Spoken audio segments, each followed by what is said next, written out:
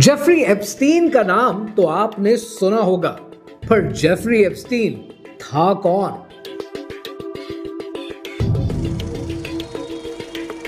एक ऐसा बिजनेसमैन जिसने अपनी जिंदगी एक मिस्टीरियस फॉर्चून इकट्ठी करने में गुजार दी, या फिर एक ऐसा इंसान जो कैरिबियन पे अपने प्राइवेट आइलैंड पे लड़कियों की ट्रैफिकिंग करता था।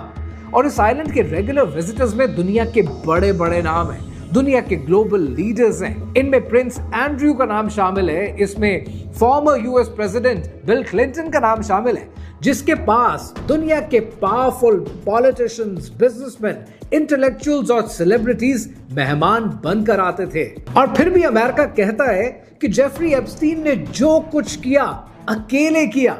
ये सब कुछ मुमकिन है? क्या ये सब कुछ एक कोइंसिडेंस है या कहानी कुछ और है? You still talking about Jeffrey Epstein? सवाल आज ये नहीं है, सवाल आज ये है कि यूएस प्रेसिडेंट डोनाल्ड ट्रंप से जेफरी एप्स्टीन का क्या ताल्लुक है, और जो एप्स्टीन फाइल्स अब रिलीज की जा रही हैं, इनमें ऐसा क्या है कि इन्हें सालों के लिए छुपाया गया? कहानी क्या है, आइए समझते हैं।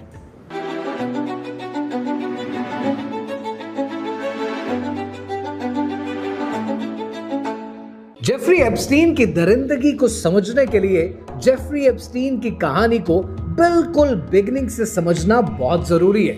आइलैंड से पहले, दौलत से पहले, और जो जेफरी एप्स्टीन का नाम आज आप जानते हैं, इस नाम के बनने से पहले समझना पड़ेगा। ये कहानी शुरू होती है जुलाई 1980 में, जब अमेरिका के कॉस्मोपॉलिटन मैगजीन के अंदर एक इश्तहार छपता है। इस इश्तहार के अंदर एक 27 साल के नौजवान की ब्लैक एंड व्हाइट तस्वीर होती है, और उस तस्वीर के साथ लिखा होता है कि अगर तुम एक लड़की हो, एक क्यूट टेक्सास से ताल्लुक रखने वाली लड़की हो और मिलियन कमाना चाहती हो, तो इस न्यूयॉर्क डायनेमो से आज ही राब्ता करो इस एड्रेस पर। जेफरी एप्स्टीन की कैरियर के पहले 20 साल कोई बड़े काबिले तारीफ या काबिले शोहरत 20 साल नहीं थे। उसका जिक्र मीडिया में रेयरली कहीं पर होता था, और जो जिक्र होता था वो दुनिया के बड़े बड़े बैंकर्स की शक्ल में नहीं होता था।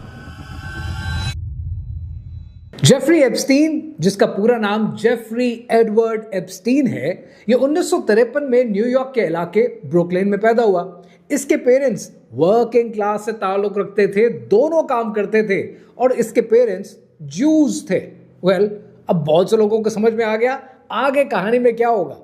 हर कहानी के आखिर में ये ज्यूज ही क्यों निकल कर आते हैं, जितनी बड़ी कॉन्स्पिरेसी होती है। तो अगर समझ में आ गया